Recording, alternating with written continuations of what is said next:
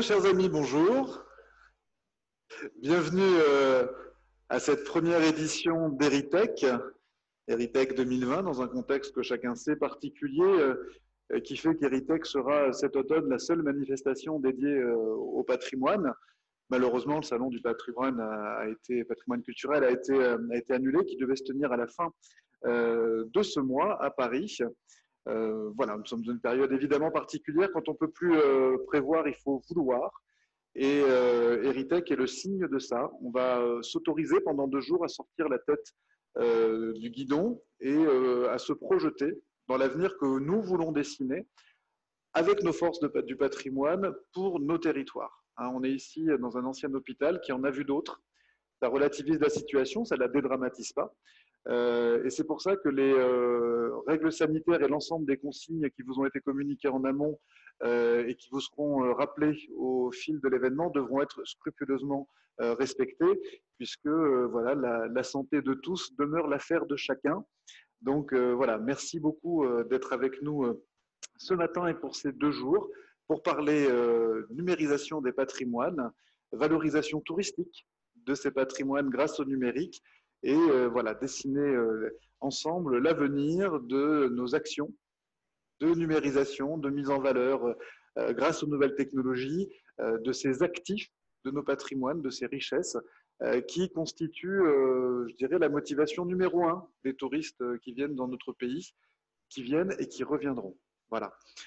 Donc, pour cette séance d'ouverture, je voudrais accueillir Brigitte Bénat, donc, qui est conseillère municipale et, allez-y, conseillère communautaire au Puy-en-Velay, qui représente donc Michel Chapuis et Michel Joubert, selon le principe qu'une femme vaut 2 hommes, c'est connu.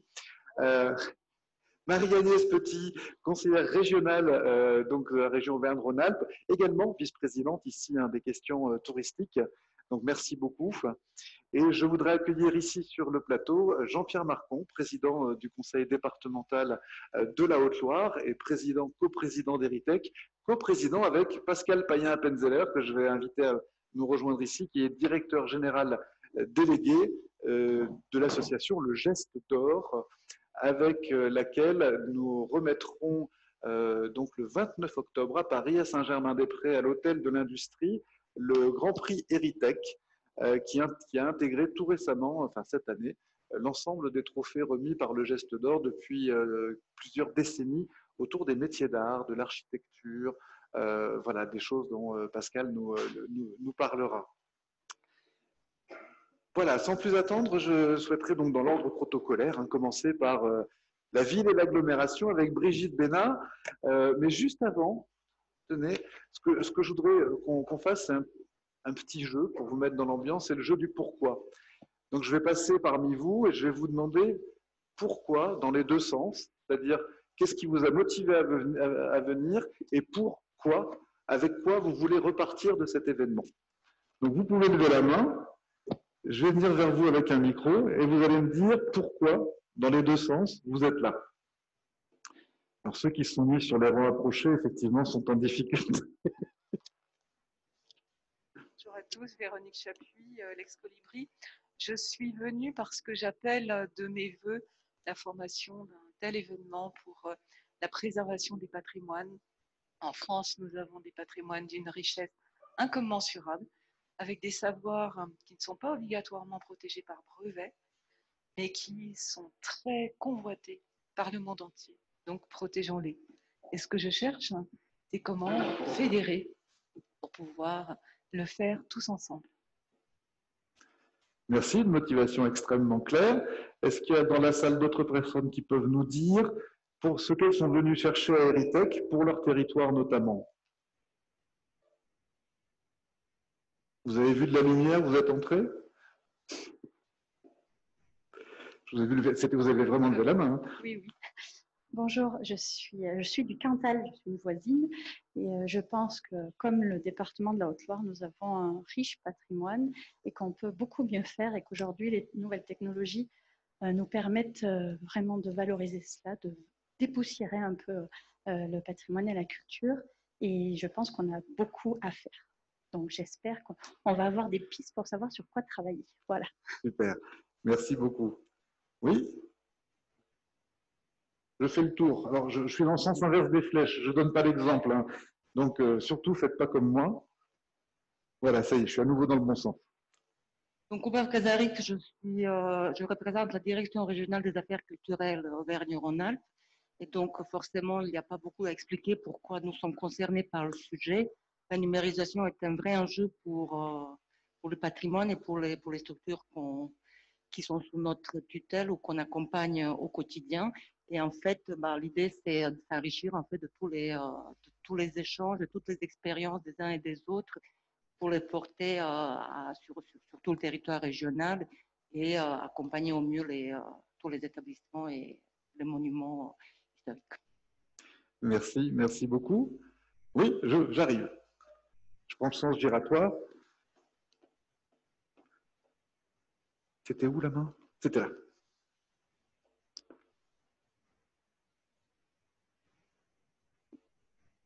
Oui, bonjour. Alors moi, je m'appelle Véronique Proust et je représente la Lozère.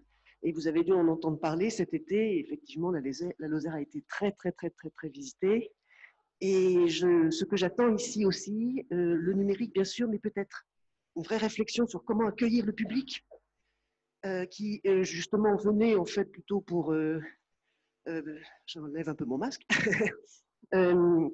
Parce que le public venait surtout pour un patrimoine naturel et on n'était pas prêt pour leur proposer en fait l'autre type de patrimoine que l'on a, et on en a énormément. Donc le public, ça je pense, c'est très important. Merci beaucoup. C'est vrai que c'est pour lui qu'on fait tout ça. C'est pour le public et la question du patrimoine naturel fait partie évidemment du périmètre d'Héritech. Bien, eh bien écoutez, moi ce que je vous propose c'est qu'on démarre avec Brigitte Bénat. Donc dites-nous pourquoi vous êtes là vous aussi. Et pourquoi l'agglomération et la mairie du Puy-en-Velay ont décidé de soutenir la démarche d'Héritech. Voilà, oui.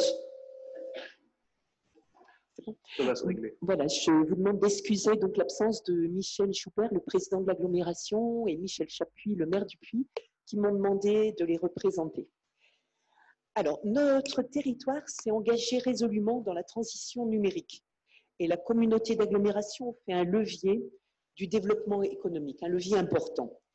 Nous avons ici un IUT au Puy, dont 2 filières sur 3 sont liées au numérique. MMI, métier du multimédia et d'Internet, et infographie. Un master a été ouvert en 2019 à l'ESEPAC, l'école d'emballage, un master packaging numérique. Un nouveau master numérique ouvrira à l'IUT en septembre prochain. D'autre part, l'agglo s'est engagée dans la construction de la cité numérique du Pentio. Elle a investi 3,5 millions avec la région qui est venue nous aider. 3 entreprises du numérique s'y trouvent déjà avec près de 140 emplois, Iris Interactive, Logipro, Open Studio, et ils ont l'espoir d'accueillir 200 personnes. En lien avec ces entreprises, l'agglomération gère un espace de coworking, la brasserie du digital, pour faire émerger des talents dans le domaine du numérique. C'est un lieu d'accompagnement de l'économie du numérique et de promotion du numérique dans la vie des entreprises. D'autre part, vous avez regardé la vidéo tout à l'heure, vous voyez que le patrimoine est présent partout en ville et dans les villages. Notre collectivité a pleinement conscience de la richesse du patrimoine bâti et de celle de notre environnement. C'est un vrai atout pour notre territoire. Plusieurs sites sont inscrits au patrimoine mondial de l'UNESCO et en sont une preuve vivante. Chaque année, de nombreux touristes viennent visiter les monuments du territoire et emprunter aussi le chemin de Saint-Jacques ou l'un des nombreux sentiers de randonnée. Le tourisme est une des ressources économiques de l'agglo et un important levier d'attractivité et de dynamisme. Alors au Puy, on a bien conscience qu'associer le numérique et le patrimoine, c'est une évidence pour le tourisme et pour l'économie. Nous sommes déjà entrés dans cette démarche depuis plusieurs années. Alors je vais vous citer quelques exemples. Ce soir, vous visiterez la chapelle d'Aiguille. Cette chapelle millénaire est bâtie sur un dike volcanique, ce qui en augmente la beauté et l'originalité, mais qui accentue la difficulté d'accès. Il y a 268 marches à gravir. Aussi, lors de la rénovation récente de l'espace d'accueil en 2019, tout a été pensé pour rendre accessible cette merveille à tous les publics, en préservant le patrimoine qui nous est confié. Lors des travaux, bien sûr, on n'a pas choisi de mettre un ascenseur jusqu'au sommet pour les personnes à mobilité réduite. Cela aurait modifié le site qui date de la fin du Xe siècle. Mais un espace d'accueil a été construit et un espace scénique, par contre, eux sont accessibles en ascenseur, donc accessibles à tous. La visite immersive interactive donne l'impression d'être déjà dans la chapelle. Cette visite virtuelle permet à tous les visiteurs de découvrir ce patrimoine exceptionnel. Les couleurs ont été un peu rehaussées dans la visite immersive, comme elles l'étaient à l'origine. Cette méthode permet un accès à la culture par des moyens plus ludiques et plus dynamiques qu'une visite classique. Et aussi, cela prépare le visiteur qui va gravir les marches. Cela lui donne des clés de lecture qu'il n'aurait pas forcément eues. Cela le rend plus attentif à de nombreux détails qui sont évoqués dans la visite virtuelle. Un drone a survolé la chapelle et bien sûr, on a pu ainsi modéliser le rocher et la chapelle.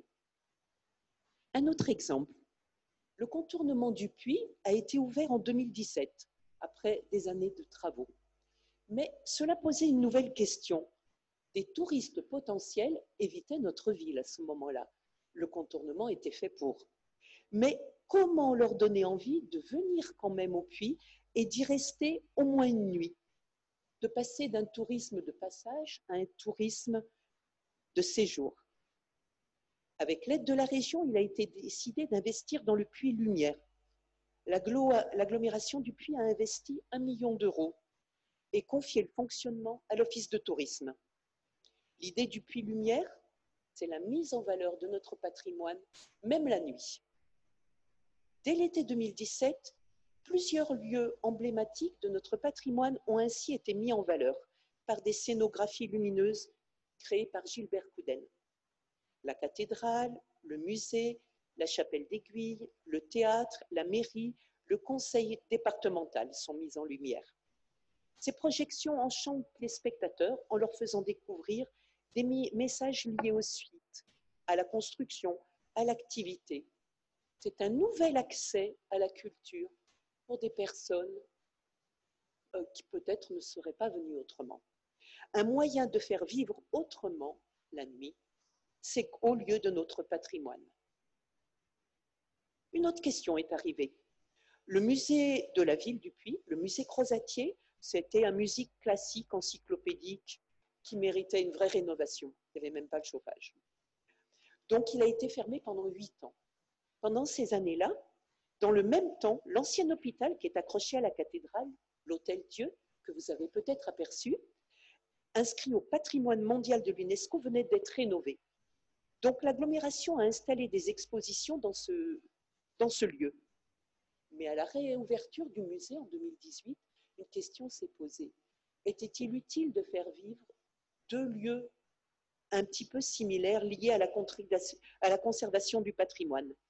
Et l'Hôtel Dieu, de fait, s'est trouvé un peu vidé de son sens. Alors il nous fallait une idée nouvelle. Et c'est ainsi que cet été, en 2020, a été lancé l'Hôtel des Lumières. Faire de l'Hôtel Dieu un centre d'art numérique. La collectivité a fait un investissement de 400 000 € et a délégué l'exploitation à l'Office de tourisme. Ce lieu a été un vrai succès cet été et de nombreuses personnes n'ont même pas pu trouver de plage horaire pour le visiter. On est obligé de le réouvrir, on va le réouvrir donc pour le temps de Noël et du Nouvel An.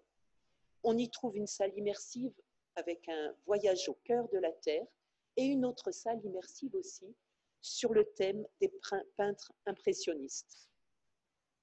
Alors vraiment, la communauté d'agglomération et la ville du Puy sont fiers de participer à ce rassemblement, le rendez-vous des patrimoines et de l'innovation technologique organisé par le département en lien avec l'association Le Geste d'Or. Nos collectivités sont d'ores et déjà lancées dans ce nouveau défi, comme vous pouvez le constater, et je me réjouis que ce soir vous découvriez certains des joyaux de notre territoire. même si bien sûr, il nous reste beaucoup de travail à faire. Merci, merci Brigitte Bénard.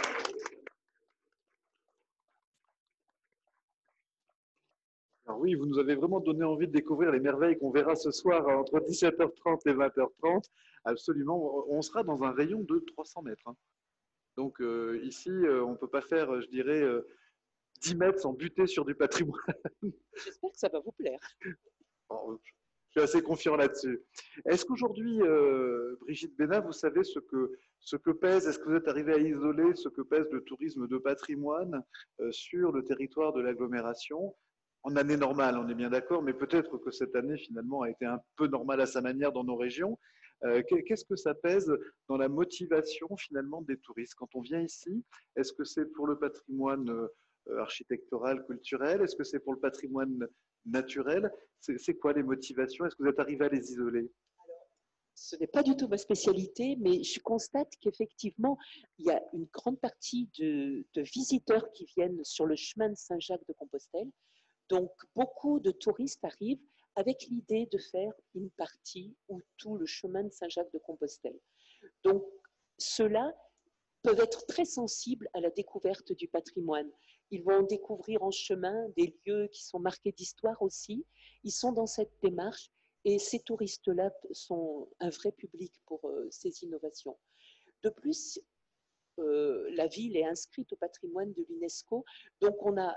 Alors, c'est quelle partie de la ville? C'est la ville haute? La ville haute, ouais. Tout l'ensemble cathédral avec l'Hôtel-Dieu est inscrit au patrimoine de l'UNESCO et cela fait venir un grand nombre de touristes. Hein. Alors, pour le coup, des touristes de patrimoine, mais qui de nous actuellement n'a pas un smartphone, donc le tourisme numérique et les innovations numériques plaisent, à mon avis, à presque tous les publics maintenant. Bien sûr aux jeunes, mais certainement pas seulement. Même avis.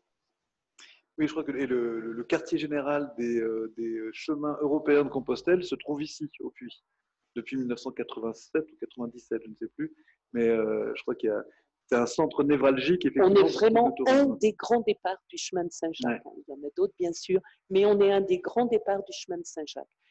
Je ne me souviens pas du chiffre, je peux le demander si vous voulez, mais il y a des dizaines de milliers de personnes qui viennent faire le chemin de Saint-Jacques à partir du 35 000, bon, 35 000 qui viennent à partir du Puy. Merci beaucoup Brigitte Bénard. Jean-Pierre Marcon, merci de nous accueillir et puis merci mille fois d'avoir soutenu cette démarche qu'on a initiée il y a un peu plus de 2 ans maintenant, sous le signe d'une évidence, hein, d'un département qui est d'une intensité patrimoniale rare, à la fois culturelle, architecturale et naturelle, puisque je crois que le département de la Haute-Loire est couvert par 3 parcs naturels régionaux. Donc, c'est un peu la même question, c'est finalement pourquoi on est là, qu'est-ce que vous attendez de cet événement aujourd'hui? D'abord, il nous revient de vous accueillir dans cette belle salle du conseil départemental, dans un bâtiment qui était auparavant un hôpital, évidemment qui a tourné pendant les années mémorables où les pèlerinages étaient représentaient une activité particulièrement importante. Ce bâtiment, nous l'avons rénové à l'initiative de Jacques Barrault, qui a non seulement voulu restaurer le patrimoine existant, bien sûr, mais en plus a voulu lui apporter une dimension que je qualifierais d'économique. On ne s'est pas simplement borné à créer une citadelle administrative, comme on peut le dire. On a voulu privilégier ce bâtiment comme lieu de réception de colloques, de conférences, de séminaires, de réunions de caractère économique, bref, de réunions comme on en a une aujourd'hui.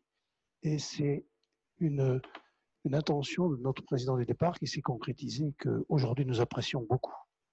Comme quoi, dans le beau patrimoine, on peut organiser de très très belles rencontres. Vous avez effectivement accepté cette rencontre ce matin, cette invitation à la première journée Héritech. Je vous en remercie vivement, évidemment, de votre participation à cet événement on voudrait annuel et qui va tourner autour du numérique et de la mise en valeur et de la mise en tourisme de ce patrimoine. C'est là le plus important pour nous. Nous sommes heureux, Sébastien Cotte, de votre initiative, parce que c'est vous qui avez eu l'initiative au départ et on vous en remercie, de l'avoir quand même maintenu, ce salon, malgré les circonstances actuelles. Ça n'a pas été très simple. D'ailleurs, nous avons limité les inscriptions. On s'en excuse pour ceux qui n'ont pas pu s'inscrire, mais nous avons limité le nombre de participants pour qu'on puisse, et puis hier soir, c'est encore accéléré, qu'on puisse observer le plus possible toutes ces règles, non seulement le plus possible, observer complètement toutes les règles de distanciation qu'on s'impose les uns les autres. Et je n'aurais pas que le département de la Haute-Loire soit le début d'un cluster, quelque chose comme ça. Ça serait vraiment dramatique pour nous et j'en serais personnellement très outré. Oui, comme l'ont dit les dames qui sont intervenues avant moi, mais les dames sont plus fortes que les hommes généralement, mais donc j'ai la peine à paraphraser tout ce qu'elles ont dit, mais c'est vrai que la Haute-Loire est riche d'un patrimoine naturel et d'un patrimoine bâti et naturel. C'est des éléments très complémentaires dans ce département de la Haute-Loire. Patrimoine naturel, évidemment d'une foisonnante richesse. Je peux citer d'ailleurs que quelques exemples qui ont plus ou moins été cités, mais on en a oublié de magistraux. La cathédrale qui est juste derrière nous, à 50 mètres, qui était classée au patrimoine mondial de l'UNESCO, qui fut aussi le deuxième monument préféré des Français en 2015. C'est vrai, absolument. Son cloître, l'Hôtel-Dieu, la chapelle Saint-Michel-d'Aiguille qu'on nous cache, qu'on va dévoiler tout à l'heure. Je suis désolé. On la verra tout à l'heure. Qui fut, elle, quatrième monument préféré des Français en 2014. Donc ça fait en 2 ans, on a cumulé. Hein. Ah oui. L'abbatiale de la Chaise-Dieu, que je n'aurai pas l'occasion de visiter, qui est pourtant un site magnifique. L'église Saint-Chapeau en Astier, la basilique Saint-Julien-de-Brioude et de nombreux sites clunisiens que nous avons dans ce département. Des châteaux emblématiques comme ceux d'Arlande et de la Voûte, dont on pourrait dire qu'ils sont les premiers châteaux de la Loire, très près de l'embouchure. Celui de Chavagnac, lieu de naissance de Lafayette, pardon. Ou bien encore l'imposante forteresse de Polignac, à quelques kilomètres ici à Vol d'Oiseau. Bref, beaucoup de monuments et de sites classés que nous pouvons découvrir dans ce département de la Haute-Loire. Je suis très simplement, mais ça me fait le moyen le lien entre le patrimoine bâti naturel, le domaine du sauvage, qui est un domaine du département, et c'est cette propriété département qui cumule le patrimoine naturel et le patrimoine bâti. On n'aura pas l'occasion d'y aller, c'est bien dommage. Mais pour ceux qui, j'espère parmi vous, il y en a quelques-uns, qui ont fait le pèlerinage de Compostelle, ben, ils y sont allés. Ils ont déjà pu le découvrir. Et s'ils sont comme moi, ils doivent se dire, ben, il faut qu'on y retourne un jour dans notre vie. Parce que c'est un paysage magnifique, celui du sauvage. On a dit paysage, on a dit d'abord patrimoine architectural, si je puis dire, mais aussi le patrimoine naturel. La Haute-Loire, c'est un peu comme le Cantal, c'est un peu comme la Lozère qui a été citée tout à l'heure. C'est une terre de haut plateau. C'est une terre de granit. Un peu moins que la Lozère, mais il y a quand même beaucoup de granit en Haute-Loire. Et je pourrais citer évidemment tous les volcans éteints qu'il y a encore sur ce département. J'en ai une liste astronomique, mais je vais vous ennuyer si je la lis. Mais on aura l'occasion peut-être d'y revenir dans la journée. C'est un pays de sources aussi. Source de la Loire et de l'Allier. Les affluents de la Loire et de l'Allier. Ah oui. L'eau, il prend une place particulièrement importante dans notre paysage. C'est une terre de forêt. Nous avons une multitude de communes qui ont plus de 80% de leur superficie qui sont couvertes de forêt dans ce département. Bien, qu'est-ce qu'on a de la chance d'être dans ce département et j'aimerais vous faire partager cet enthousiasme que j'ai aujourd'hui en vous le présentant. C'est un département qui, bien évidemment, a mené des politiques particulières et quelquefois même originales dans le domaine de la préservation du patrimoine, des espaces naturels sensibles, les sites Natura 2000, on en a 6 dans le département de la Haute-Loire. Et puis peut-être ce qu'on oublie d'évoquer, c'est le patrimoine immatériel. Patrimoine immatériel, il y en a dans tous les départements évidemment, mais je ne peux pas résister au plaisir de parler de la fameuse dentelle du Puy. Celle de Brioude aussi d'ailleurs, la dentelle de Brioude. La mystérieuse bête du Gévaudan. Le musée de la mémoire au Chaumont-sur-Lignon, le musée des Justes au Chaumont-sur-Lignon. Le Mont Mouché, qui est en haut lieu de la résistance. Enfin bref, je peux en citer un certain nombre de ce type-là. Voilà. Eh bien, depuis quelques années, nous constatons une impérieuse nécessité de la transition vers le numérique. Très importante pour nous, dans un département qui est quand même un petit peu enclavé au milieu de la France. On vit manifestement un changement de société. En plus des territoires géographiques traditionnels, on assiste à l'apparition de nouveaux territoires numériques virtuels. Vous le savez, le numérique est désormais incontournable dans tous les registres de la vie, mais aussi maintenant dans les loisirs, surtout dans les loisirs d'ailleurs, et pour ce qui nous intéresse plus particulièrement aujourd'hui dans le tourisme. C'est notamment pour les jeunes générations qui, elles, sont continuellement déconnectées. Quelquefois, on s'en plaint, nous les parents et grands-parents. Mais c'est ces générations qui sont très familières des usages numériques et qui recherchent des expériences numériques remarquables et uniques. C'est à celui qui trouvera le plus de choses possibles par ce moyen de liaison. C'est pour cela que le département s'est fixé une ligne de conduite très très forte, qu'elle a d'ailleurs mis dans sa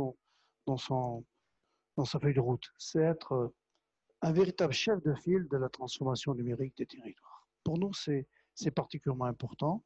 Et nous développons d'ailleurs actuellement des opérations de médiation numérique, notamment médiation culturelle avec les bibliothèques, les médiathèques, notamment grâce à Biblibox, dont nous avons ouvert très largement l'accès durant la période de confinement. Évidemment, on est bien démarré, là, ça marchait très très bien. Et nous incitons, bien évidemment, nous initions un programme départemental du numérique. Voilà ce que je peux relever du patrimoine naturel et du patrimoine immatériel. C'était le dernier que je cherchais, parce que c'était celui que j'avais oublié de présenter initialement. Et d'ailleurs, cette dentelle du Puy qui a inspiré une entreprise ici qui aujourd'hui développe une dentelle synthétique qui permet de protéger les corails et de les aider à se régénérer. C'est assez dingue. C'est le même système de tissage. C'est fou, comme ça peut nous inspirer. Ah. Pardon, Président, je vous ai coupé. Patrimoine naturel, mais aussi, je ne peux pas résister au plaisir d'évoquer deux ou trois sites complètement emblématiques dans le patrimoine, dans le patrimoine bâti. L'ensemble abbatial de la Chaise-Dieu. L'ensemble abbatial de la Chaise-Dieu. Je vous invite vraiment à y aller parce que nous l'avons ouvert définitivement cette année, après plusieurs années de travaux. Et cette réouverture se fait avec l'appui d'une muséographie qui intègre des contenus numériques sous plusieurs formes. L'introduction à l'histoire du site racontée par des fondateurs historiques que nous voyons intervenir devant nous, notamment dans le cadre d'hologrammes qui sont mis en place dans la loge du pape Clément. Des visioguides, je dirais c'est pas très original, mais enfin on les a mis à des visioguides de dernier cri qui nous permettent de visiter 14 tapisseries qui ont été du XVIe siècle, qui ont été entièrement rénovées. D'ailleurs, on est débordé en ce moment par les visites parce que du fait de la crise, on ne peut pas faire rentrer autant de gens qu'on veut dans ce style abbatial, mais dans les prochaines années, on aura l'occasion de développer un peu plus cette découverte. Notamment parce qu'il n'y a pas que les tapisseries, il y a aussi la découverte de la danse macabre qui subitement se met en mouvement. En mouvement, c'est assez impressionnant d'ailleurs, mais ça montre bien ce que c'est que ce spectacle. Voilà, donc je peux aussi revenir. Brigitte Benat a parlé du Digue Saint-Michel. Il n'est pas sur la ville du Puy, il est sur la ville de Chadrac, à côté. Donc j'y reviens un peu, je m'autorise à le faire parce que c'est un bijou du département. C'est vrai, comme elle l'indique, la restitution virtuelle de l'Ascension et des panoramas vraiment rendent beaucoup plus attractif ce site, notamment des personnes à mobilité réduite qui ne peuvent pas accéder. Avec les 200 marches, on comprend bien, mais quand on est en bas, dans cette immersion, on n'a même plus envie de monter quelquefois, parce qu'on dit, mais on a tout vu, c'est tellement beau. C'est une réussite intéressante. Et puis, il y a ce pavillon numérique qui est en chantier actuellement, qu'on installe dans une ancienne chapelle, la chapelle Saint-Alexis, à proximité de la cathédrale.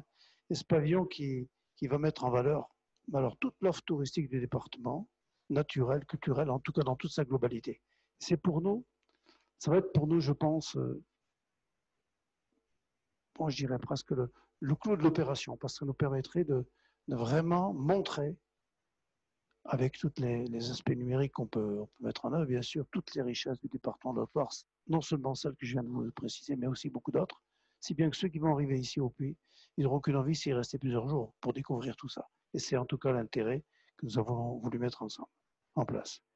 J'oublie pas non plus, parce qu'il faut toujours parler de l'histoire, hein, l'histoire est importante pour un département, c'est Chavagnac-Lafayette. Lafayette, je sais bien qu'il n'est pas très connu en France, hein, beaucoup plus connu aux États-Unis. Hein. Bon, c'est quand même lui qui a rédigé les déclarations des droits de l'homme, hein, il ne faut pas l'oublier. On dit bien que c'est. On n'en parle pas beaucoup, parce que c'est une personne qu'on n'a pas nécessairement toujours voulu mettre à l'honneur dans notre pays. En Haute-Loire, on est modeste. On est modeste, vraisemblablement. En tout cas, on fait de gros efforts au château de Chavagnac-Lafayette aussi. Voilà le petit tour d'horizon que je voulais faire du département de la Haute-Loire.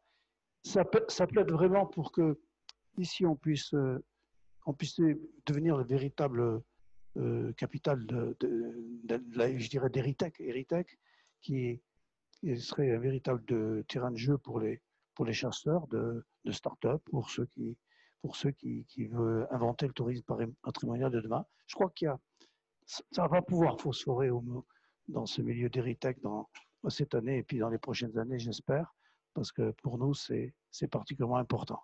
Voilà. Ici, je crois que c'est le lieu privilégié de la réflexion et de la transmission des expertises. En tout cas, comme ça, comme l'a présenté. J'espère que tout le monde sera bien au rendez-vous et que, en définitive, eh bien, ici au Puy, vous pourrez emporter ce soir une image très dynamique de ce qu'il est possible de faire, de ce qu'on va peut-être découvrir, parce qu'on est loin de tout connaître. Mais ici, il y a d'éminents spécialistes dans tous les domaines. J'espère que demain, nous partirons un peu plus enrichis. En tout cas, je vous souhaite à tous et à tous très, très bonne et enrichissante journée d'échange. Merci. Merci, Président. Merci encore de nous accueillir et de porter effectivement ce sujet. Ça a commencé effectivement, le pavillon numérique est devenu la chapelle numérique, qui sera effectivement une porte d'entrée tout à fait passionnante. Ça ouvre quand en théorie?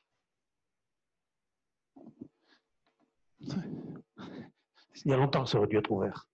Oui, mais il y a eu ce qu'on sait.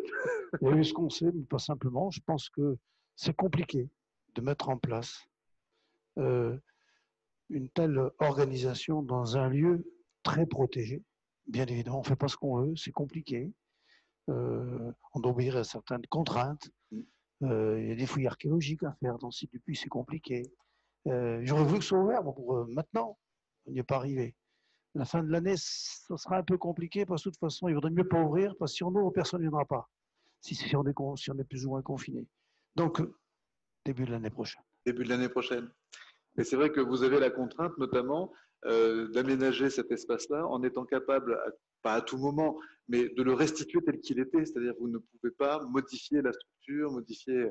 Donc c'est vrai que c'est des contraintes très fortes. Il faut que vous fassiez quelque chose qui soit très, très doux et finalement qui ne touche pas le bâtiment en tant que tel. De pouvoir respecter le patrimoine, c'est manifestement une richesse touristique. C'est bien compris. Merci beaucoup, Président.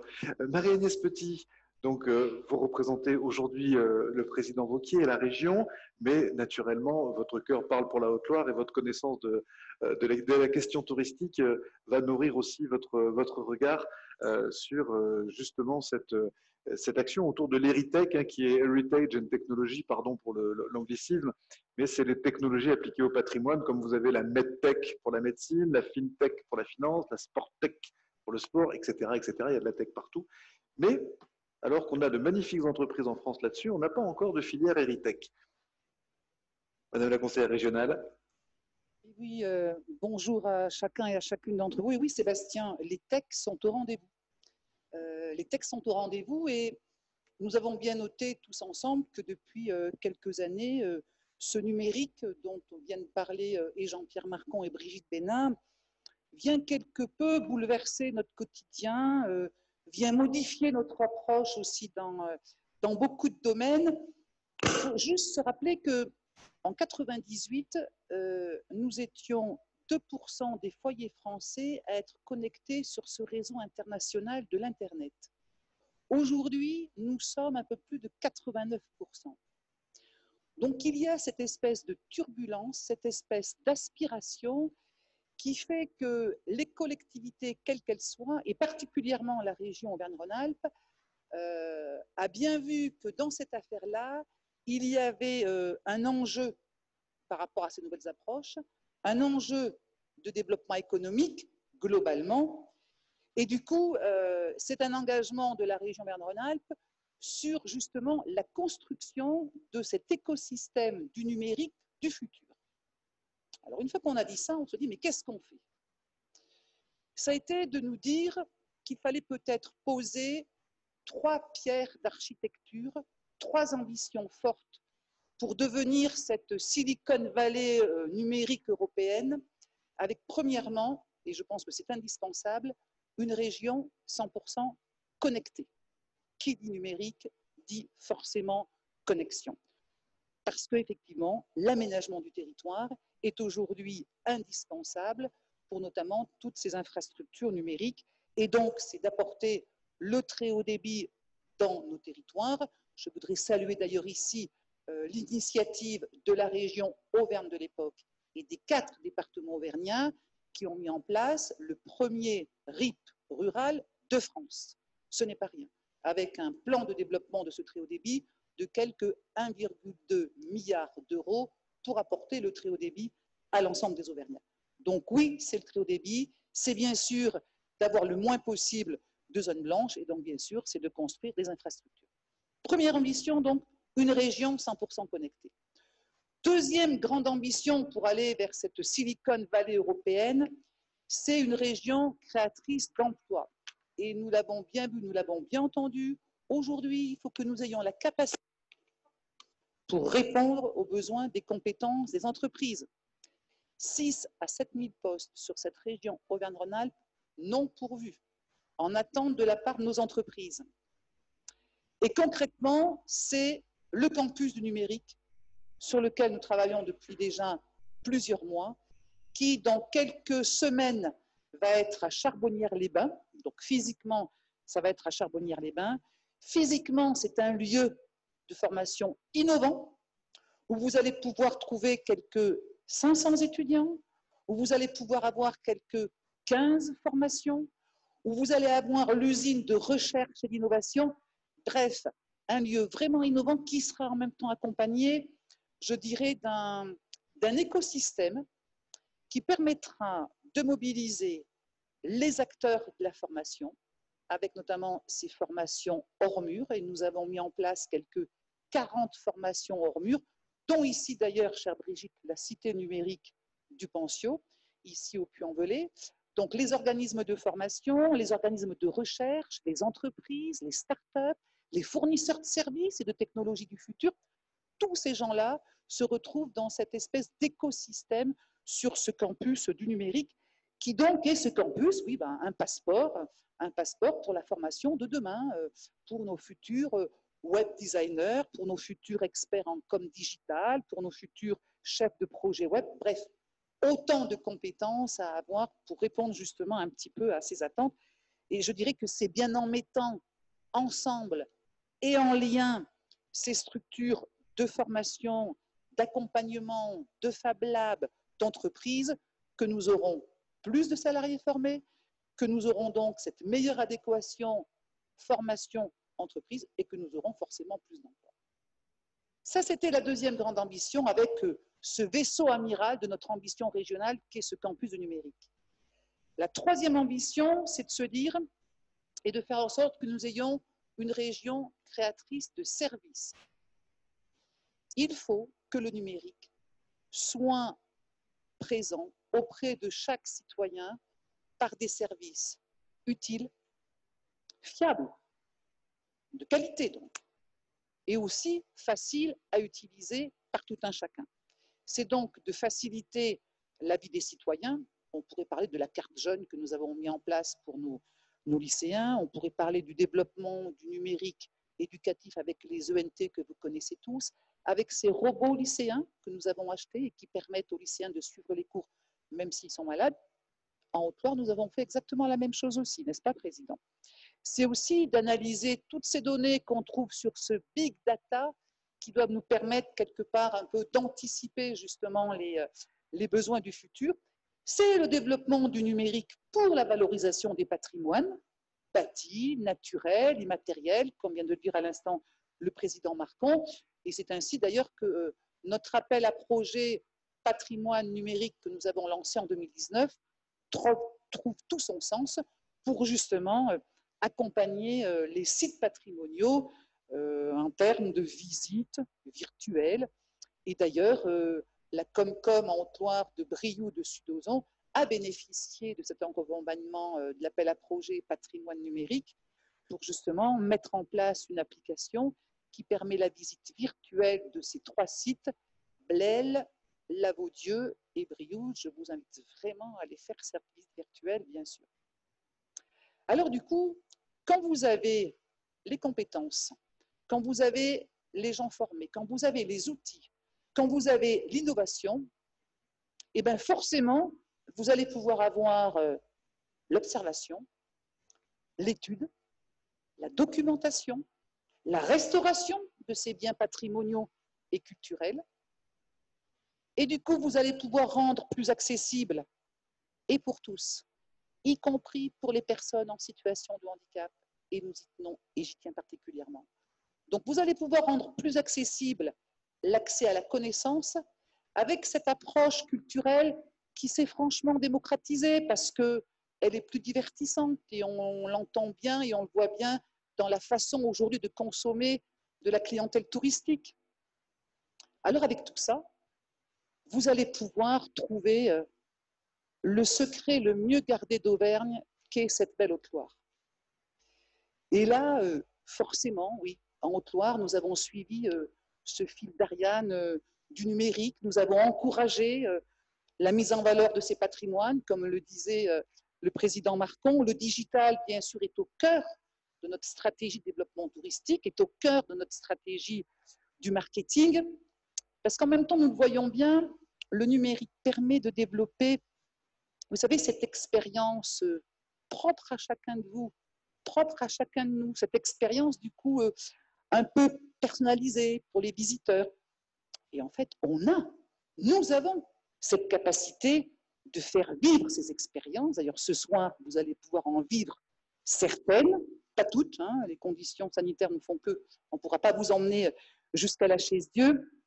Et du coup, oui, nous avons cette capacité, cette carte à jouer, de vous raconter ces histoires, ces belles histoires, avec ce tourisme bienveillant qui permet d'avoir ce bel équilibre entre environnement, social, économique, avec, sans perte de vue, et c'est quelque chose auquel je tiens, c'est que l'humain garde bien toute sa place dans cette belle aventure et dans ces belles expériences. Restons connectés et visitez. Merci, merci beaucoup. Merci Marianne Espetit pour cet éclairage. Effectivement, on est dans une région qui fait du numérique un axe clé de son développement.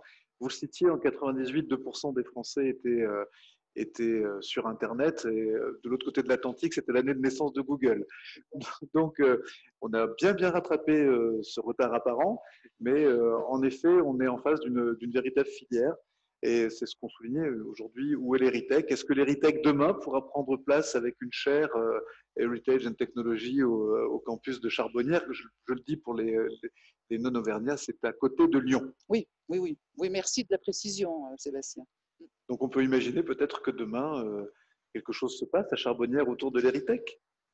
Mais je crois que si effectivement, comme le disait le président Marcon, la Haute-Loire doit être, et elle est aujourd'hui d'ailleurs un peu ce berceau d'Héritage avec cette première édition, c'est d'en faire en même temps, je dirais, un écho national et qui fait que chaque année, nous pourrions avoir cet Héritage en Haute-Loire.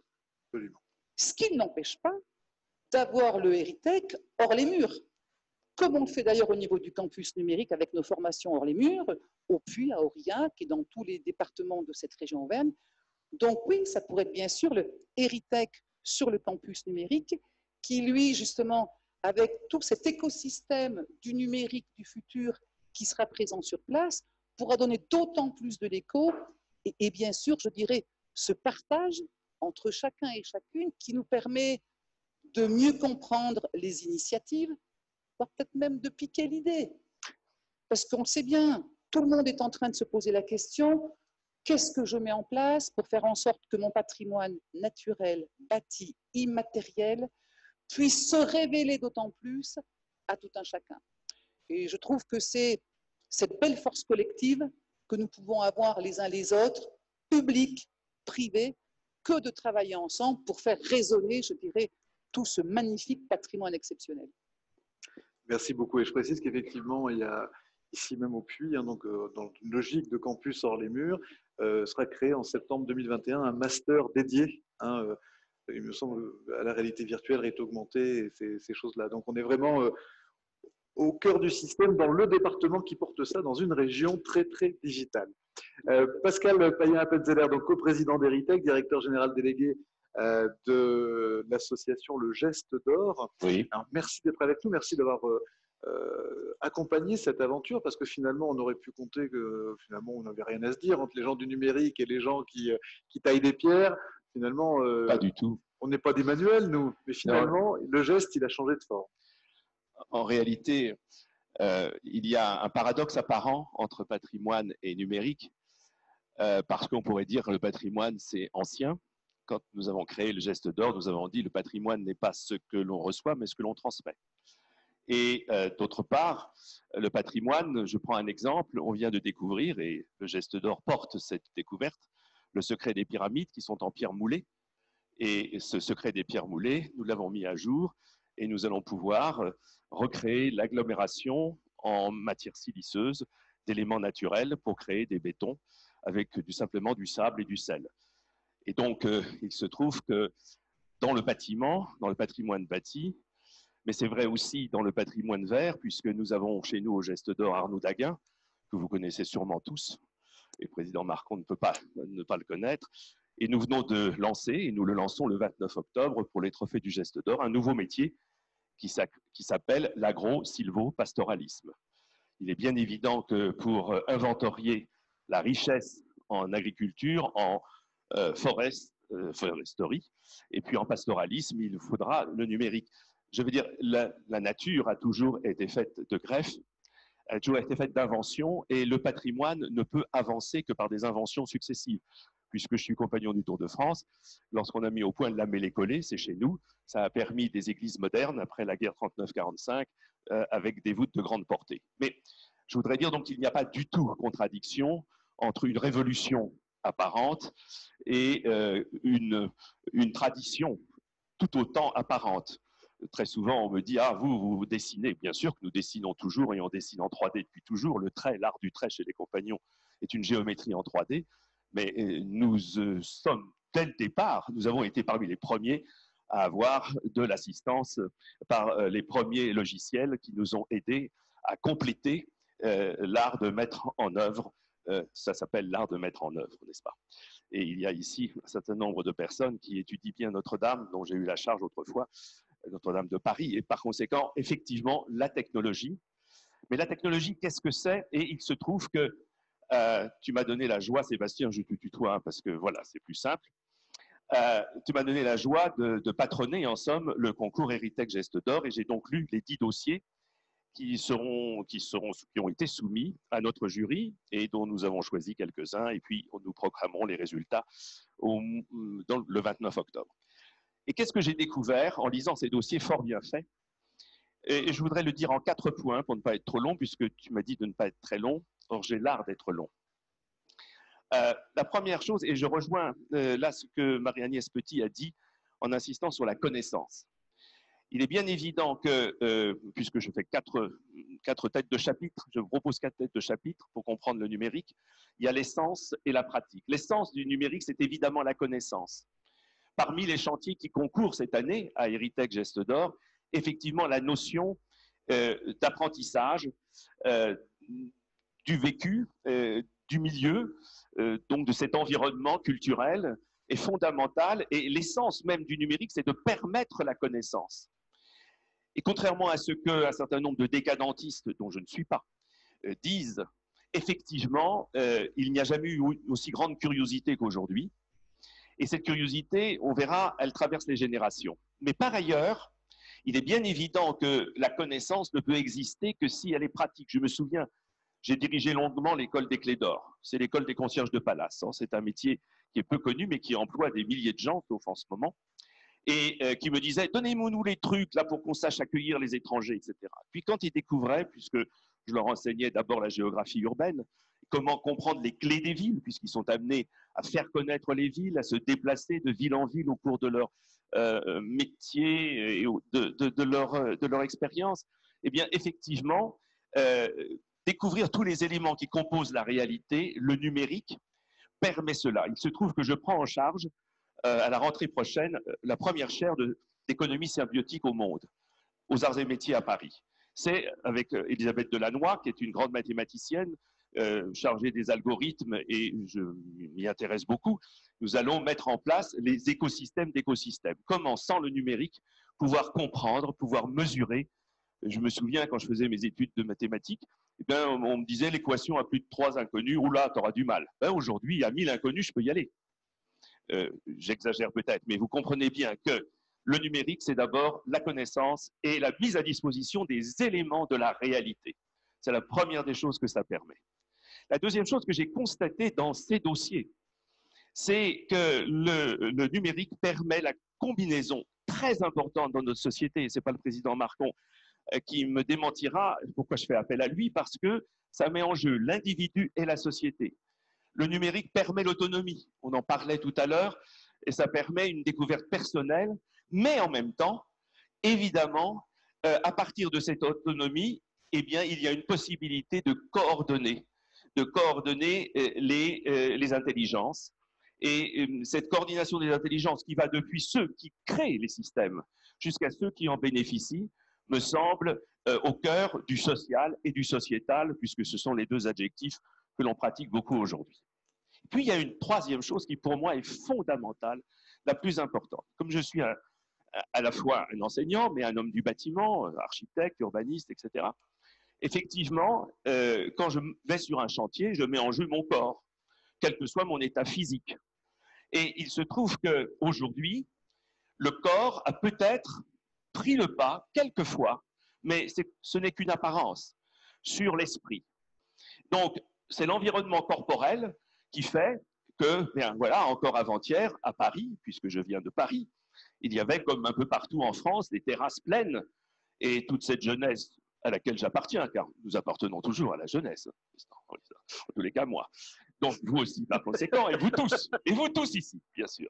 Eh bien, effectivement, le corps, et comme souvent je dis, pour toutes sortes de raisons, je suis très très proche de Wilhelm Reich, qui n'est pas Freud, c'est le passé, Jung, c'est l'esprit, et Reich, c'est le présent. Eh bien, il se trouve qu'aujourd'hui, c'est l'environnement corporel qui va, et on voit bien, qui crée aussi la peur, qui crée l'obsession sanitaire, mais le corps est central. Et pourquoi pas, puisqu'il représente cette ère biologique dans laquelle nous sommes entrés. Nous ne sommes pas entrés dans une autre ère que biologique. Mais il se trouve, et ça se voit dans les dossiers qui nous sont soumis, que bien évidemment, ce corps, une fois qu'il est instruit, naturellement, en bon état, en bonne conscience, il ramène à l'esprit, il ramène donc à la connaissance, il ramène donc à l'essence. Mais, bien entendu, le corps, c'est la sensation, c'est le sentiment.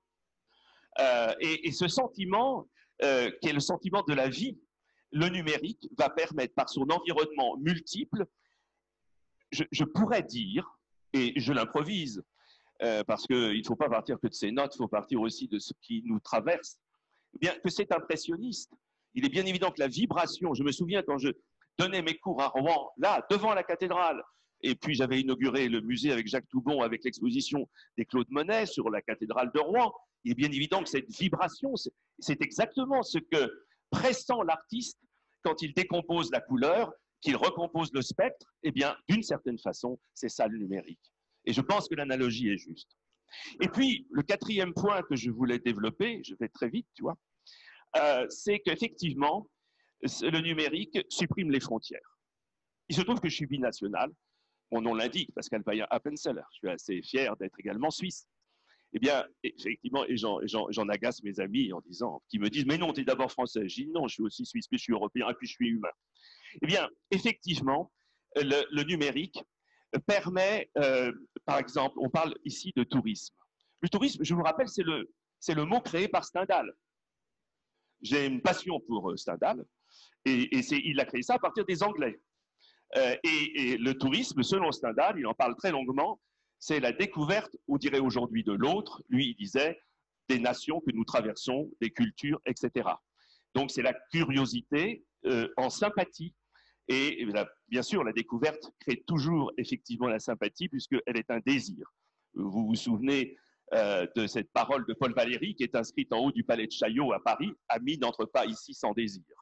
Hein, et je vous rappelle la parole d'Apollinaire, le désir est la grande force. Voilà, c'est dans Colline, écrit en 1915. Et donc, effectivement, l'apprentissage, tous azimuts, quand vous vous baladez en famille, dans un environnement numérique, tout le monde en prend en quelque sorte pour son âge, c'est transversal, ça permet de vivre une chose fondamentale qui est le présent. Vous savez, je suis historien avant d'être architecte. Eh bien, je vous rappelle que le passé n'existe pas plus que le futur. Est-ce que j'entends parler du futur? Mais là, je vais reprendre Marie-Agnès, parce qu'il ne faut pas toujours être d'accord. Eh bien, c'est que le futur n'existe pas plus que le passé, puisque depuis tout à l'heure, nous avons vécu toutes ces dimensions du temps, nous sommes en mouvement. Eh bien, le numérique, justement, il est cette transversalité personnelle qui appartient aux familles, qui appartient à l'histoire, et qui nous permet de vivre quelque chose d'extraordinaire, une totalité à laquelle il manquera toujours quelque chose. Parce que justement, et c'est ce manque qui fait que les technologies ne cessent de se raffiner, il se trouve que j'étais ébloui un jour où j'étais dans le centre de Vinci, dont j'ai à m'occuper à Paris, qui s'appelle Léonard, jeu de mots, hein, qui est le centre où l'on a mis au point les nuages de points et qui nous permettent effectivement d'éviter de construire des appartements témoins et de pouvoir, avec une restitution virtuelle, placer, déplacer les meubles, les systèmes qui constituent un appartement, et au fond, d'être à disposition du client et d'individualiser l'appartement qu'ils vont vouloir habiter, acheter, ou en tous les cas qui va servir de base à un programme de construction. Effectivement, cette technique, cette science, parce que je pense que le numérique est une science immense, cette science qui n'est pas un doublon de la réalité, qui est tout simplement la clé de la réalité, parce qu'il est évident que lorsque l'on apprend l'histoire de France en France, mais lorsqu'on la lit par les historiens anglais, qui sont meilleurs que les nôtres actuellement, pour l'histoire contemporaine, très évidemment, on a une autre vision de la France. Et ainsi de suite, de même pour des Français, pour les Anglais. Eh bien, le numérique, c'est une autre vision du monde qui était au cœur du monde et que nous ne connaissions pas. Je voudrais dire une dernière petite chose sur ce que le numérique apporte à notre patrimoine vivant. Je me souviens, Président, quand nous nous sommes rencontrés la première fois, j'avais insisté pour que ce patrimoine soit précisé et que l'on indique que c'était à la fois un patrimoine bâti, vert, vivant, culturel, tout à la fois. Il est évident que nous sommes entrés avec le numérique dans une maison qui nous réserve la joie de connaître ce que nous ignorions, parce que nous l'ignorions, et de vivre dans quelque chose qui est fondamental aujourd'hui, puisqu'on parle du climat. Eh bien, de même qu'il y a un climat que nous faisons ou nous ne faisons pas, mais en tous les cas qui nous entoure, c'est les climats de Taine. Je vous rappelle, pour ceux qui ont lu Taine comme moi, Hippolyte Taine, qu'on est toujours les enfants de nos climats, qu'on n'est pas le même quand on est en climat alpin qu'en climat désertique, etc. Eh bien, le numérique est le nouveau climat culturel, et je pense qu'au-delà de patrimoine, je prendrai le mot culture, qui m'est très cher, non pas parce que j'ai été dans ce ministère, mais parce qu'effectivement, il nous apporte enfin d'être réconciliés avec quelque chose que nous avons cru oublier. Et si nous n'avions pas le numérique, nous entrerions en barbarie. Merci.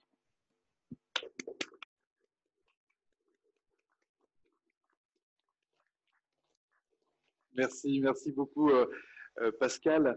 Peut-être un rebond autour de la question des territoires. Je sais qu'aujourd'hui tu travailles avec la ministre de la Cohésion des Territoires sur ces questions d'aménagement.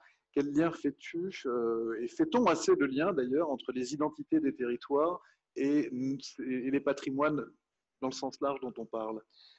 Ah, ce matin, je discutais avec des amis qui interviendront tout à l'heure sur la question de l'identité. Effectivement, lorsque le Geste d'Or a ouvert, puisque nous avons une maison, nous ici, nous avons une maison avec Éric Beauvarlet, atelier de Canteloube, qui a restauré l'escalier de l'Aiguille, auquel nous donnons un trophée, un Geste d'Or cette année. C'est un travail de maçonnerie absolument extraordinaire et qui était avec beaucoup de risques. Et il n'y a pas eu d'accident, enfin voilà, etc. Donc, Éric Beauvarlet, retenez ce nom, il est de chez vous, il est d'ici. Et c'est pour nous, dans la culture, le référent absolu. D'ailleurs, nous avons ici nos cours, nous donnons les cours aux ABF ici, aux architectes, et quand il vient à Paris, on les donne à deux. Nous formons les architectes ABF en partie, en tous les cas, les ingénieurs et les techniciens ici, dans la maison Geste d'Or et Atelier de Canteloup, puisque nous nous sommes associés. Hein, pour là, nous, dans la Haute-Ville, une très belle maison. Et l'année prochaine, je trouve qu'il faut absolument l'ouvrir, cette maison que vous connaissez, Président Marcon, parce que c'est une maison quand même qui comporte 2 décors 17-18e. Oui, les territoires, quand nous avons ouvert une vingtaine de maisons partout en France, dans le Geste d'Or, eh bien, effectivement, nous avons par exemple découvert le rocaillage, et nous avons sauvé ce métier. Nous avons découvert les calades, et aujourd'hui, les belles calades sont dans le sud. Les technologies, les manières d'être. C'est quoi les calades? Les calades, ce sont des pavages faits avec des galets. D'accord. Et c'est très difficile, c'est très minutieux, c'est de la broderie de pavage. Et c'est quelque chose. Nous avons pas seulement découvert des métiers, mais surtout, lorsque nous avons, je prends un exemple de l'identité, lorsque je suis expert stratigraphe du patrimoine, c'est-à-dire que j'identifie partout où je passe une date, un matériau, etc. Lorsque j'ai été appelé à Nice, eh bien, c'était tout simplement parce qu'il y avait une première restauration faite par un architecte qui avait redécouvert l'architecture art déco. À partir de cette architecture art déco, nous avons été travailler avec les gestionnaires de copropriété, etc. Et nous avons commencé, en complétant le travail du maire, et le maire en a été très heureux, à redécouvrir les bétons de couleur des années 30. Et aujourd'hui, l'identité que nous découvrons, le type d'enduit, etc. Et voilà, nous avons une trentaine déjà d'immeubles qui redonnent, à côté des immeubles pompéiens de l'époque italienne, nous avons cette époque art déco et la polychromie de Nice. Nous découvrons chaque fois l'identité, redonner l'identité. Alors que pourquoi ça avait disparu? Parce qu'on le repeignait en blanc. Parce que c'est beaucoup plus simple, puisque c'est comme ça qu'on fait partout. Mais il ne faut pas faire comme on fait partout, il faut faire comme on fait par ici. Et voilà. Et il se trouve qu'effectivement, aujourd'hui, les besoins sont différents. Et je suis sûr, parce que pour l'instant, on parle du numérique, je prédis que dans 2 ans, 3 ans, ici même, on parlera des numériques. Parce qu'évidemment, on va les indigéner, on va les adapter en fonction des disciplines. Il est bien évident que je suis très sérieux en parlant de l'agro-silvopastoralisme, parce que c'est vraiment cette alliance, parce que le territoire, c'est la terre, c'est l'écoplanète. Je dis une chose, puisque j'en profite, le Geste d'Or, c'est l'écoplanète, tous les travaux qui sont faits en relation, je dirais, de compatibilité avec l'écoplanète vivante, c'est-à-dire la Terre, mais aussi l'homme. Voilà, ce que nous faisons ici dans le numérique, c'est de redonner sa place à la personne. J'avais oublié, comme le président Macron disait tout à l'heure qu'il avait oublié de dire quelque chose, mais moi j'avais oublié de parler de la personne. C'est la personne que le numérique permet de valoriser. Merci beaucoup Pascal pour ce complément. Prochaine intervenant, elle n'est pas là, mais elle a tenu à nous faire part de son soutien. Il s'agit de notre ministre de la Culture, Madame Roselyne Bachelot, qui est donc aujourd'hui au ministère, qui devait venir dans notre région et qui finalement, circonstances aidant, n'a pu le faire. Mais elle souhaitait en tout cas être avec nous par la pensée, à travers ses services également. Je tiens à signaler la présence de Pascal Liévaux de la direction des patrimoines et de la prospective donc au ministère de la Culture, la présence de Marc Drouet, qui est le directeur régional des affaires culturelles ici en Auvergne-Rhône-Alpes. Donc voilà, elle voulait nous faire part de sa bienveillance par rapport à ce que nous vivons aujourd'hui ensemble. Mesdames, Messieurs, Je tenais à m'adresser à vous ce matin pour saluer l'engagement des organisateurs d'Heritech et de tous les participants à cet événement qui nous donne l'occasion d'aborder ensemble les perspectives offertes par l'innovation numérique pour la valorisation du patrimoine dans nos territoires. Dans ce domaine, les apports des nouvelles technologies sont particulièrement importants, tant pour mieux connaître nos monuments historiques que pour proposer de nouvelles expériences immersives et interactives aux visiteurs et ainsi rendre notre patrimoine encore plus attractif pour tous les publics. Les opportunités à saisir sont nombreuses et présentent un potentiel considérable. Pour favoriser le développement de projets ambitieux et faire de la France un grand pays d'innovation culturelle, il est essentiel d'amplifier la dynamique d'échange, de dialogue et de coopération entre les acteurs du patrimoine et ceux des industries numériques. Je sais que les élus locaux jouent un rôle majeur dans l'accompagnement de ces initiatives que je tiens à saluer. L'État est pleinement mobilisé pour soutenir cette dynamique. Grâce au 4e plan d'investissement d'avenir, nous mettons en œuvre sur 5 ans une stratégie pour l'ensemble des industries culturelles et créatives, financée à hauteur de 400 millions d'euros.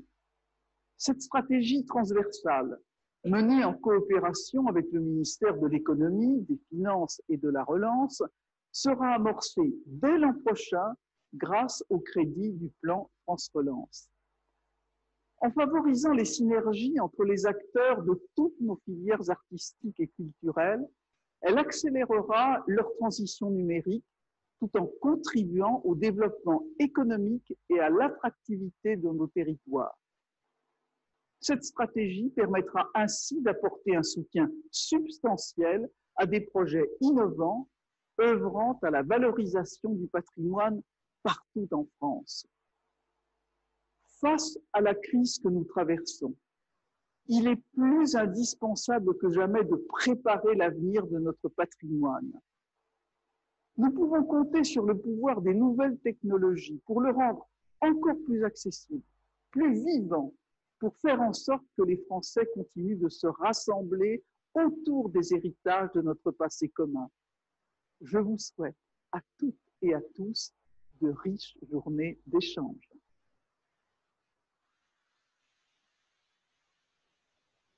On peut l'applaudir.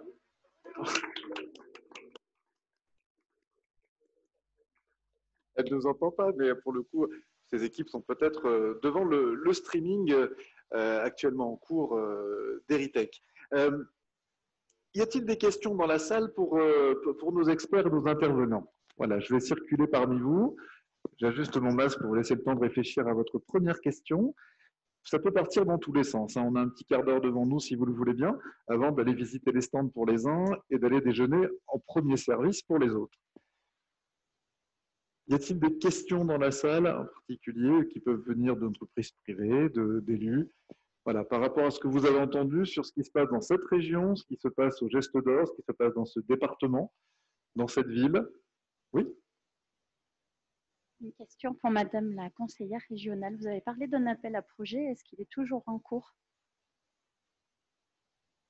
Oui, ça marche. Oui, l'appel à projet, en fait, on l'a lancé en mars 2019 et il couvre les 3 années 2019, 2020, 2021. Donc, vous pouvez encore déposer vos projets. Auvergne-Rhône-Alpes. Hein. C'est un appel à projet qui porte sur, c'est lequel? L'appel à projet qui s'appelle Patrimoine et numérique. Oui, oui, oui, tout à fait, d'accord. Oui, c'est le sujet. Excusez-moi. Alors, Sébastien.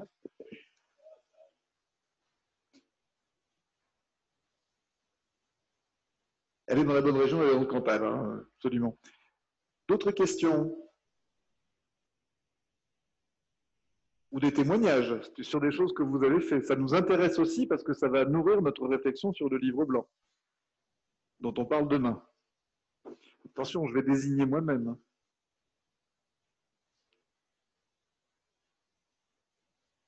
Ils sont timides ce matin. Une question de A.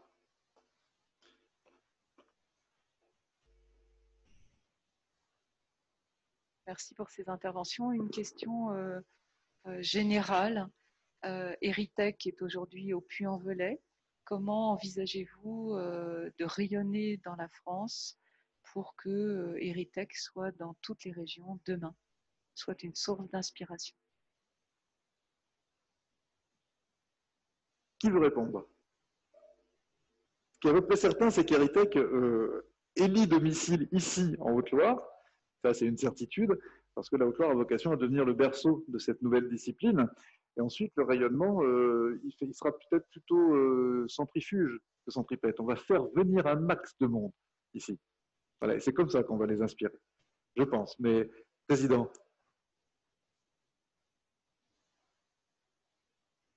Pardon. Moi, j'ai l'expérience de Ruraltic, dans le Cantal. Ruraltic existe depuis combien d'années, Sébastien? 15 ans. 15 ans. Ça a lieu toujours à Aurillac. Et c'est très bien ainsi. Parce que pourquoi un territoire plus défavorisé, si je peux me permettre de parler du Cantal? Quand je dis défavorisé... non, mais défavorisé parce qu'il est enclavé, parce que c'est compliqué d'y aller, parce que ci et parce que ça. On va pas vraiment aller plus loin dans la réflexion. Pourquoi ne mériterait-il pas d'être le siège d'un tel événement? Aucune raison, surtout avec les moyens numériques que nous avons actuellement. Ceci dit, Ruraltic, Sébastien, a essaimé dans notre département. Moi, je me rappelle, c'est 2 ans, l'année passée, je ne me rappelle plus maintenant, on a eu un mini Ruraltic dans le département. Oui, ça en fait, effectivement. Bah oui, donc c'est comme ça qu'il faut procéder. À un moment donné, il faut un lieu un peu emblématique au départ. Un port d'attache. On est peut-être un petit peu présomptueux, mais c'est peut-être le Puy qui, pour l'instant, avait les faveurs parce qu'on a réussi à montrer qu'on avait un riche patrimoine. Méfions-nous de certains départements qui en ont peut-être autant, mais on verra bien à l'avenir comment ça peut se passer. Et ce qui est sûr, c'est qu'une des intentions, effectivement, c'est de créer une filière à l'échelle nationale. Une filière avec des gens que vous allez rencontrer, qui s'appellent Novelab, qui s'appellent Arttips, qui s'appellent Narrative, qui s'appellent Histovery, qui s'appellent Realcast, Sudmetron, Nouvae. Toutes ces entreprises constituent, je dirais, la première garde de ces entreprises de la numérisation patrimoniale, et elles s'exportent déjà un certain travail, évidemment, à l'international. Donc, ces entreprises, pour certaines, sont parisiennes, d'autres régions. Donc, voilà, aujourd'hui, on est sur cette dynamique nationale. Avez-vous d'autres questions ou témoignages? Je voudrais ajouter simplement, puisqu'on parle d'identité, effectivement, chacun d'entre nous a sa date de naissance ou sa carte d'identité. Même si on voyage, on est fidèle à son lieu de naissance. Donc, Héritech naît ici, Héritech naîtra toujours au même endroit, puisqu'il est né là. C'est aussi simple que ça. Merci, Pascal. D'autres témoignages? N'hésitez pas, parce qu'on est là pour partager. Et on a dans la salle 6 étudiants de l'Institut d'Auvergne de développement des territoires qui vont venir vers vous, vous poser des questions, vous demander ce que vous faites dans la vie. Je vous demande de bien les accueillir parce que c'est eux qui vont être en charge, sous la direction de leur institution, de l'écriture, des premières phases d'écriture du livre blanc sur la numérisation des patrimoines, qui va être un travail qu'on va animer toute l'année qui vient et qui sera révélé à la prochaine édition d'Héritech et qui doit constituer une sorte de mode d'emploi, de vadémécum pour des projets de numérisation patrimoniale. Alors, on a essayé de faire quelque chose dans l'esprit d'un vrai mode d'emploi, quelque chose d'assez peu conceptuel, mais plutôt pratique. Donc, je vous demande de leur faire bon accueil quand ils viendront vers vous. Donc, ceci pour dire qu'on a besoin de vos témoignages. Donc, est-ce qu'il y a dans la salle des gens qui ont déjà conduit des projets de numérisation patrimoniale sur leur territoire ou dans un site particulier, ou est-ce que vous êtes tous finalement un peu vierges de ces sujets-là? Oui? Bonjour, je me présente Laurent. Alors, je suis archéologue, en fait, spécialisé sur l'architecture et sur le bâti. Et depuis 2004, quand les Américains étaient venus dans l'Allier pour scanner 103 églises, j'ai pu suivre le développement du scanner. Et depuis 2013, justement, chaque intervention archéologique que je fais, je scanne l'édifice pour justement qu'il serve à l'étude archéologique, mais faire suivre en fait ce scan aux différents intervenants qui viendraient par la suite. Donc là, j'ai scanné le fort de Marvejols, je commence à scanner le prieuré de Sauxillanges pour faire sortir le prieuré des maisons d'habitation. J'ai scanné Souvigny et le Moutier de Thiers. Et quand vous dites scanner, c'est du scan 3D, c'est du nuage de points? C'est du scan 3D à nuage de points, photogrammétrie pour l'étude archéologique, parce que je reste archéologue, mais c'est comment passer de l'archéologie à justement de la visite virtuelle et ne pas faire doublon quand on réalise quelque chose. Oui, et utiliser des données entre guillemets scientifiques, fiables, valides, pour ensuite produire quelque chose qui relèvera peut-être du ludique ou de la visite, mais sur des bases scientifiques solides. Scientifiques solides, c'est-à-dire déconstruire un bâtiment, le faire évoluer dans le temps et montrer les différents états de ce bâtiment. Et j'ai participé au projet de Château-Thierry, justement, dans ce sens-là. Où on a scanné de Château-Thierry, à côté de Paris. D'accord. Où j'ai scanné l'intégralité du château. Et après, c'est une autre entreprise qui a modélisé pour faire une visite virtuelle de château. Et actuellement, je scanne la maison de la Duchesse Anne à Morlaix. Il y a un très bel escalier et je suis en contact avec Objectif 3D d'Angoulême pour en réaliser une visite virtuelle. Génial. Donc le but est d'associer l'archéologie, je reste archéologue, avec justement les différents... Il faut concourir à Heritek. Vous pouvez déposer plusieurs dossiers là. Je travaille tout seul, du coup l'occasion était de venir pour rencontrer justement les différents intervenants, parce qu'en archéologie c'est encore très difficile de ce côté-là. Donc moi je me sens un peu éloigné, donc du coup c'est pour ça que je participe à ces journées. Bravo pour ce que vous faites. Je fais signe aux étudiants de l'IADT. Vous ne lâchez pas, monsieur Laurent Fiocchi, pour notre livre blanc, pour son témoignage. Merci beaucoup. Oui, on voit que et vous constituez aussi, de ce faisant, une sorte de patrimoine numérique qui, demain, en cas d'incendie ou de restauration à faire, vous permettrait de reproduire à l'identique. C'est-à-dire, il y a un enjeu de conservation aussi. Allez-y, allez-y. Ma compagne, qui est également archéologue, est albanaise, et on a travaillé sur une église, on a modélisé, il y a eu les tremblements de terre qui sont passés, et ben maintenant on est les seuls à avoir la sauvegarde numérique d'un clocher qui est entièrement tombé, du XIIIe siècle. Donc voilà, c'est pour ça que l'objectif est d'étudier et d'en faire une sauvegarde numérique. Et vous allez leur donner ou leur vendre? Non, pour le moment, c'est dans le cadre d'un doctorat, donc pour le moment c'est pour son doctorat, mais après c'est à diffuser. Super. Non, mais ça fait penser effectivement à... penser à l'histoire du fondateur d'Art Graphique et Patrimoine qui, par plaisir personnel, avait scanné la totalité de la forêt de Notre-Dame. Mais hors mission, juste pour sa fascination personnelle. Puis on voit que c'est extrêmement utile aujourd'hui. Donc conserver scientifiquement et puis derrière promouvoir pour faire des animations intelligentes. D'autres témoignages, d'autres partages? Oui? Alors, je commence par monsieur, ensuite monsieur, et ensuite... Non, tu n'as pas levé la main. Hop. Je me permets de compléter un peu ce que dit Laurent. Sébastien Champérol, Auvergne Patrimoine. Personnellement, vous pouvez poser le masque, parce qu'en fait, ça étouffe beaucoup votre voix. Bonjour. Pardon, Sébastien Champérol, donc Auvergne Patrimoine. Ça fait depuis 2011 que j'ai une communauté sur l'Auvergne pour valoriser les patrimoines auprès des publics. Et je cherche justement à identifier toutes les personnes qui travaillent sur le patrimoine à différents niveaux, que ce soit au geste ou que ce soit pour l'historien en amont, à l'archéologue. On essaie de regrouper toutes les personnes et les identifier pour pouvoir être des personnes référentes en cas de besoin. Pour compléter ce que dit Laurent aussi, c'est qu'un électricien, un plombier, n'importe quel corps de métier peut travailler directement sur le scan à l'issue de ça. Donc avant la promotion, on peut aussi immédiatement aussi réfléchir sur le même document à tous les passages de réseau, tous les passages techniques, des gains techniques, etc., qui peuvent être du gain de temps, du gain de moyens, plutôt que chacun refasse ses relevés, ses maîtrises, qui sont des coûts exorbitants. Et en fait, ça peut permettre d'alléger la facture de restauration. Et on a plein d'édifices en Auvergne qui ont besoin d'être scannés de ce côté-là.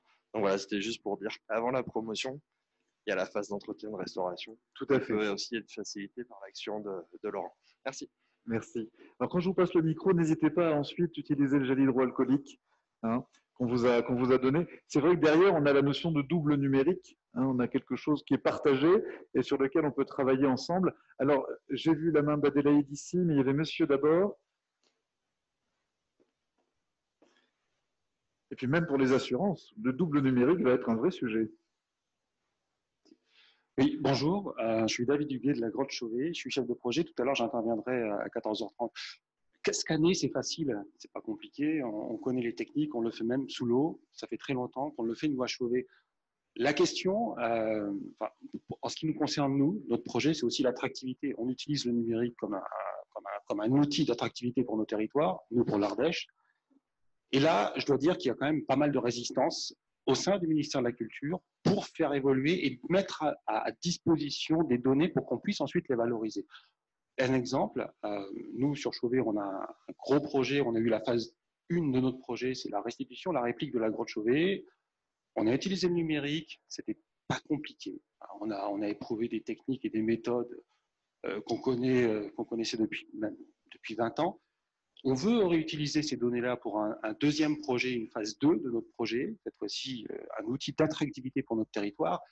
Et on a du mal à se faire comprendre au sein du ministère de la Culture. C'est pour ça que je vous dis, c'est vraiment culturel, nous faire comprendre pour utiliser commercialement ces données. Ça, il faut vraiment qu'on trouve le même vocabulaire, la même sémantique, la même grammaire avec les techniciens du ministère de la Culture pour cela. Ça fait 3 ans qu'on essaye et 3 ans qu'on n'a pas d'interlocuteur. Et on ne peut pas valoriser malheureusement ces données, à tel point qu'aujourd'hui, nos savoir-faire, nous à Chauvet, ils sont demandés à l'étranger. On bosse pour Singapour, pour une société qui est en train de... Et on est en train d'exporter, sans le vouloir, on exporte nos savoir-faire et nos techniques au sein d'une société qui elle-même va probablement les commercialiser pour plus tard. Donc un savoir-faire local, spécifiquement local, malheureusement, on n'a pas réussi à le développer, à l'ancrer régionalement. Malheureusement, pour des résistances culturelles. Ça, c'est un point vraiment, tiens, numérique et attractivité. Le numérique, c'est facile, c'est pas compliqué pour faire de la conservation, pour produire de la connaissance scientifique, c'est pas compliqué. C'est la valorisation économique de nos savoir-faire. Et comment est-ce qu'on peut développer, nous, au sein de nos territoires, une filière tech, patrimoine, vraiment spécifique et l'ancrer, générer de l'activité autour de ces méthodes-là. Voilà. Parce qu'on a tout ce qu'il faut, on a la technique, on a les techniciens, on a les savoir-faire, on a les outils, on a les patrimoines aussi pour faire de notre territoire des territoires laboratoires pour cela. Malheureusement, on a quand même pas mal de résistance. Alors, c'est bien que vous posiez la question parce que juste derrière vous, il y a Marc Drouet, votre nouveau DRAC, qui a des éléments de réponse puisque vous êtes dans la région, effectivement, à l'Ardèche, Auvergne-Rhône-Alpes. Donc, c'est chez vous, Marc Drouet, qui a pris ses fonctions à la rentrée tout récemment. Voilà. Alors, bonjour à toutes et tous. Je suis vraiment ravi d'assister à cet échange. On va pouvoir se parler en dehors de la séance. Alors, je suis DRAC aujourd'hui. J'ai été sous-directeur de l'archéologie il y a quelques années. Donc, c'est un sujet que je mesure. Bon, il faut préciser, alors je ne veux pas rentrer dans un très très long débat, mais d'abord donner des chiffres sur l'open data, puisque c'est la question de l'open data, du partage des données et de la mise en commun de toutes ces données numériques pour qu'elles puissent être valorisées par les autres.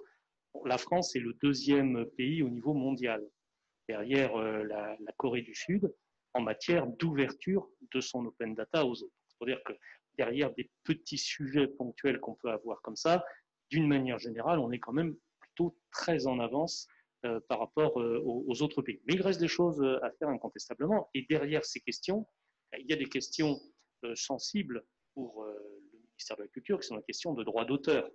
Il y a un moment où il faut s'interroger, je ne sais pas que c'est la situation particulière là, mais il faut se poser la question, quand de l'argent public a servi à numériser, et parfois des grosses sommes, parce que ce sont encore des technologies qui réclament beaucoup d'argent, quand l'argent public a financé des données, c'est un peu dommage parfois de voir que ceux qui vont la valoriser sont des privés qui n'ont pas du tout participé au numérique et qui peuvent le récupérer. Je dis ça quand on le met sur l'open data. Alors c'est un risque que l'on prend, et sur des sujets un peu particuliers où il peut y avoir des labels, où il peut y avoir des marques protégées comme Vallon Pont d'Arc par exemple.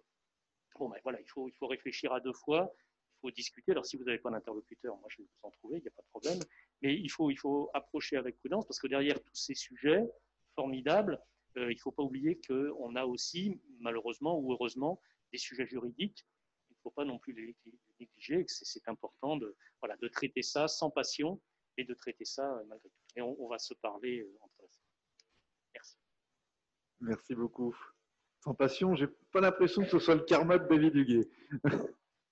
Alors, j'avais une question ici, ou une remarque, ou un témoignage. Donc, n'hésitez pas, vous lavez-vous bien les mains après que je vous ai passé le micro. Hein. Donc, bonjour, ce sera plutôt un témoignage. Donc, je m'appelle Adèle Delboukissi. Je suis maître de conférence en informatique appliquée sur le campus du Puy.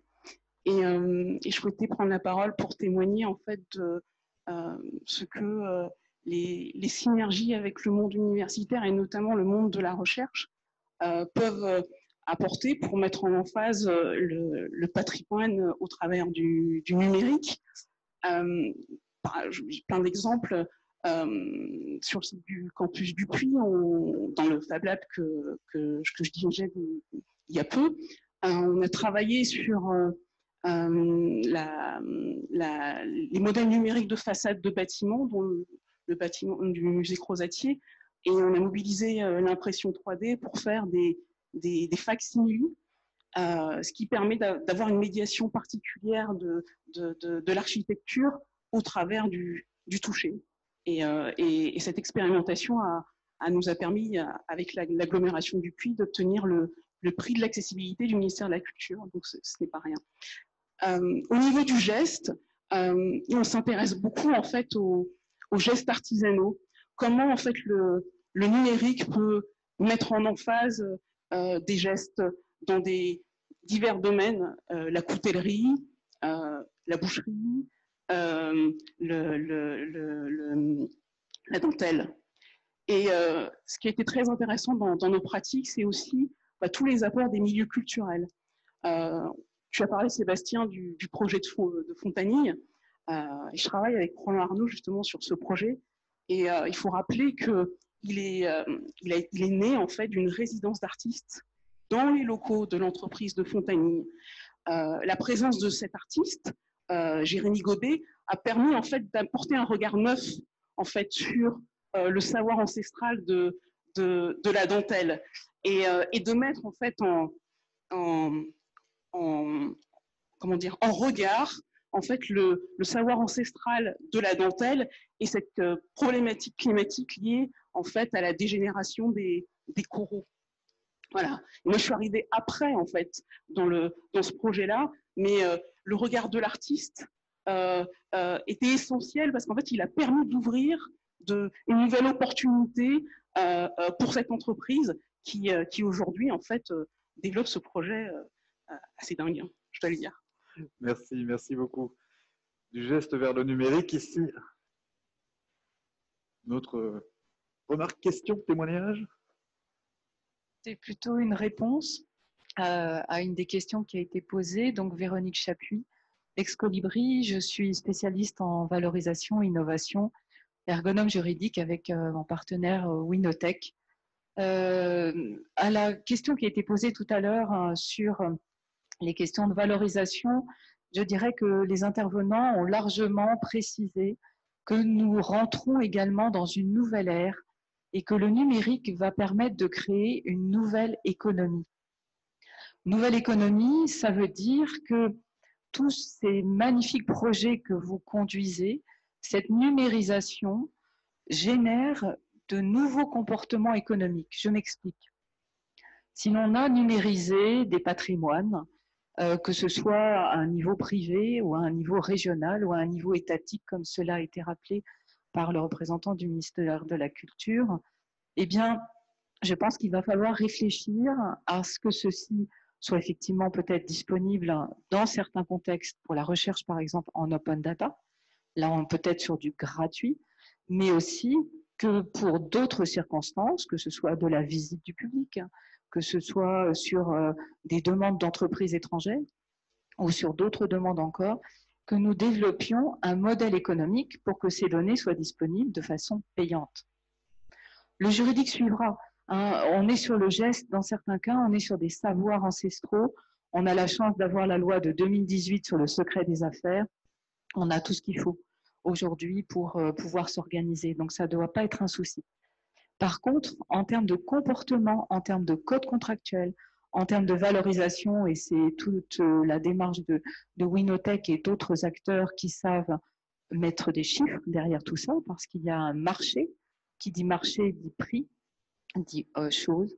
Voilà, ce sont les réponses et les réflexions que l'on peut apporter sur cette démarche et nous serons ravis de contribuer au livre blanc.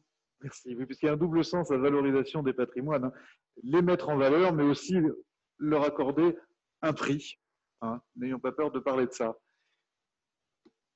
Et bien, on va s'arrêter là. Moi, je vous invite à applaudir à nouveau nos intervenants. Thank you.